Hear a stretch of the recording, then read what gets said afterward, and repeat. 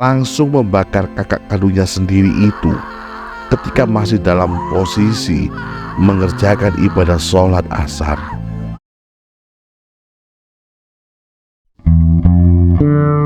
Assalamualaikum warahmatullahi wabarakatuh. Selamat malam untuk semua teman-teman yang mendengarkan podcast kisah nyata di channel kami ini. Semua kisah yang kami bahas di channel ini merupakan rangkuman kisah dan kejadian nyata yang sudah tersaji di beberapa media online maupun media offline. Tujuan kami merangkum kisah ini tidak lain hanya untuk sarana edukasi dan sarana kita untuk lebih berhati-hati dalam menjalani kehidupan sehari-hari, tentunya dalam setiap ucapan maupun tindakan kita nanti di berbagai kondisi. Sebelum teman-teman mulai mendengarkan pembahasan kami, alangkah baiknya teman-teman mempersiapkan diri dengan baik. Persiapkan juga camilan beserta kopi, karena kronologi akan kami beberkan tanpa berasumsi. Selamat mendengarkan.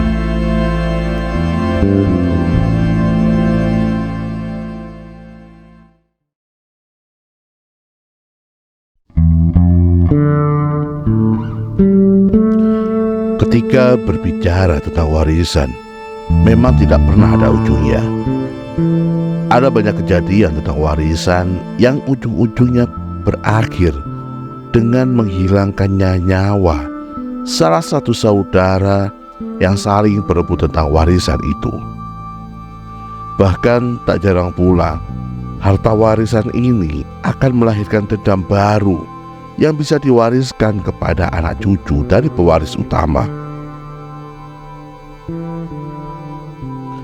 Terputusnya sebuah hubungan kekeluargaan pun tak jarang juga karena warisan ini menjadi penyebab utamanya.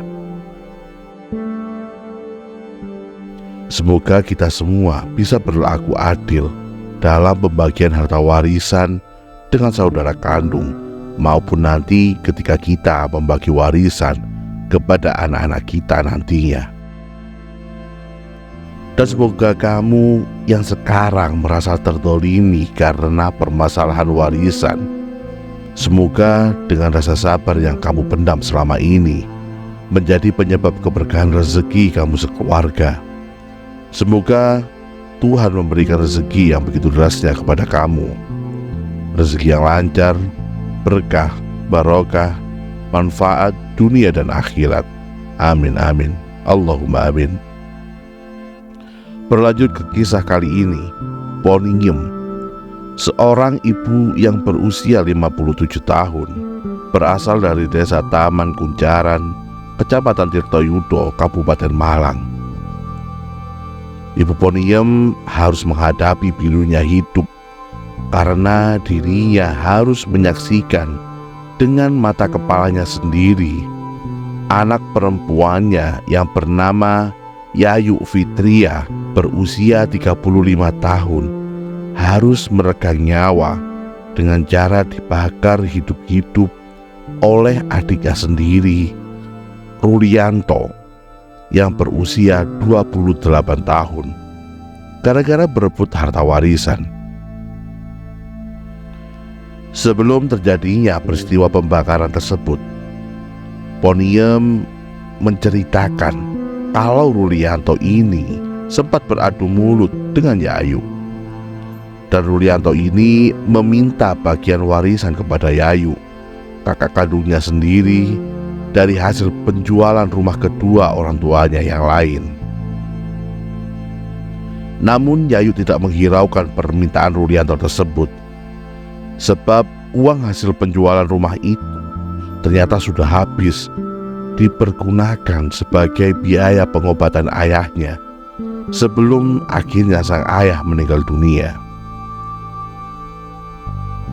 Ibu Poniem juga menuturkan uang hasil penjualan rumahnya tersebut sebenarnya masih tersisa 20 juta lagi, tapi uangnya masih dipinjam oleh orang.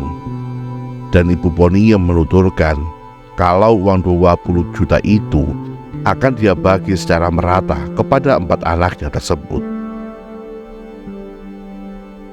Setelah permintaan itu tidak dituruti, Rulianto kembali meminta Yayuk untuk mengganti biaya perbaikan kamar mandi dan juga biaya perbaikan rumah mereka.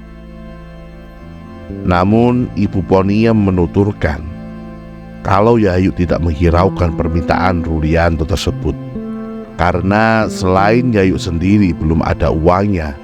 Diketahui kalau Yayu sudah pernah memberikan Rulianto uang sebesar 1 juta untuk membantu sedikit biaya cat dan renovasi kamar mandi mereka tersebut.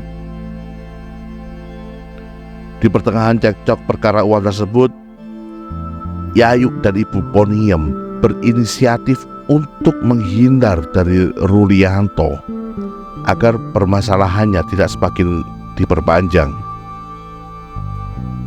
Ibu Poniem dan Yayu pergi ke rumah tetangga untuk mencoba menunggu suasana menjadi kondusif lagi.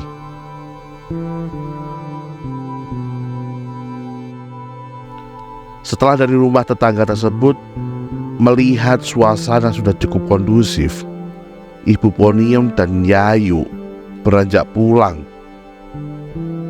Dan ketika sampai di rumah, Yayu bergegas menjalankan sholat asar di salah satu ruangan di rumah tersebut. Di saat inilah tiba-tiba Rulianto merangsek masuk ke tempat Yayu sholat. Dan dengan cepat Rulianto menyiramkan bensin ke sekujur tubuh Yayu. Dan seketika itu Rulianto langsung membakar kakak kandungnya sendiri itu ketika masih dalam posisi mengerjakan ibadah sholat asar. Ya Allah, sungguh tragis ini. Mendengar teriakan dari tempat Yayu sholat, Ibu Poniem langsung berlari menuju tempat tersebut. Dan di sana Ibu Poniem sudah melihat Yayu penuh dengan api melahap seluruh badannya yang masih menggunakan mukena tersebut. Warga pun kemudian berdatangan, dan dengan cepat warga membawa Yayu menuju rumah sakit Pindad di Kecamatan Turen, Kabupaten Malang, Jawa Timur. Namun sayangnya, meskipun telah menjalani perawatan medis, tepat di hari Minggu tanggal 27 Oktober 2024 kemarin, Yayu dinyatakan meninggal dunia karena tubuhnya mengalami luka bakar sebanyak 60% yang mengakibatkan infeksi pada beberapa organ tubuh dan juga menyebabkan penggumpalan darah secara cepat dan juga menghentikan fungsi jantung, paru, dan juga ginjal. Dan atas kejadian ini, Rulianto sang adik dijerat dengan ancaman hukuman penjara selama 20 tahun hingga hukuman seumur hidup. Ya Allah, keren banget ya dari kisah ini. Kalau kita berbicara tentang warisan, memang tidak pernah ada habisnya. Selalu saja ada permasalahan warisan dari generasi ke generasi. Semoga kita, saya, dan Anda yang mendengarkan, termasuk anak turunan kita, tidak pernah rebut tentang warisan. Amin Allahumma amin. Karena sungguh berebut warisan itu di samping tidak bisa menjadikan kita untuk kaya, warisan itu banyak dampak yang kurang bagusnya ketika kita berusaha merebut hak saudara kita yang lain menjadi milik kita sendiri. Mari kita sama-sama berkaca, mari kita sama-sama belajar untuk lebih dalam lagi. Semoga tidak ada lagi kejadian seperti ini. Terima kasih.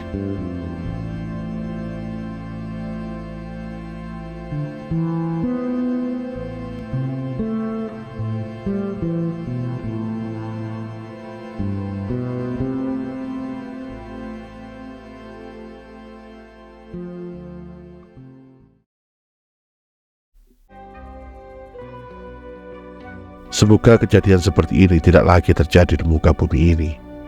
Dan semoga Tuhan selalu menjaga kita dan juga keluarga kita dari segala macam mara bahaya, dari segala niat jahat seseorang, dan dari segala tipu daya setan. Amin. Terima kasih teman-teman sudah berkenan menonton dan mendengarkan podcast kami ini. Silakan di-share, di-subscribe, di-like video kami ini. Dan juga tuliskan di kolom komentar. Kira-kira kalian mau diceritakan tentang cerita fakta mengenai kasus apa lagi? Silakan tulis di kolom komentar. Sekian, terima kasih. Wassalamualaikum warahmatullahi wabarakatuh.